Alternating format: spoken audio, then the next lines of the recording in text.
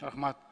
Алмаз Акунжанович, мен да бүгүн ошол азык түлүккө кескин түрдө баасы көтөрүлгөн боюнча маселени айтайын дедим эле да. Мен сизден бүгүн суранат элем. Келиңизчи, мен алып берейин же сиз аласызбы? Бир пачка сникерс алып барып, ошол азык түлүктү жоопкерчиликтүү министрлерге, жетекчилерге колуна мынтип берип туруп, не тормози сникерсни деп коюңузчу. Анткени мен мына айтып берейин. Мына ундун баасы көтөрүлгөндө 3 күн болду. 3 күндөн бери эмне кылды? Минсельхоз чыкты, айтты, биз сыртка унду чыгарганга тыюу салабыз деди. Деди, кылган жок. Тиги Матризеров чыкты. Бизде ун жетиштүү, бизге жетет, запас бар деди.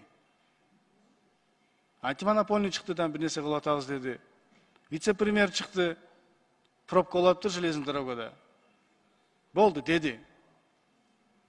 Эмне үчүн ошол 3 вице-премьер отурат? Алар түздөн түз буга жоопкерчиликтүү. Чакырсын, бир күндө чечим кабыл отурган нерселер. Айтсын, давай тыюу салгыла, чыкпасын ун десин. Бир. Матризеров чыгар рынокко, базарга чыгар унду. Дефицитти жокко чыгарайлы. Десе болот. Антимонопольный эмне отурасың? Цепочка менен кетти азыр баалардын баары көтөрүлүпчү. Ундун артынан нан кетти, нанын артына кафелердин тамагы ашы кетти, жана башка баардыгы бизде ошондой, бизде Кыргызстанда ошондой. Доллар көтөрүлсө дагы кетет, бир баа көтөрүлсө эле цепочка менен баары кетет да. Ошону Алмаз Акунжанович, эми мен ойлойм бул боюнча да жетекчилер сөзсүз түрдө иш чара көрөт, бирок ыкчам тормозить этпей, ыкчам бат жумушту аткарыш керек.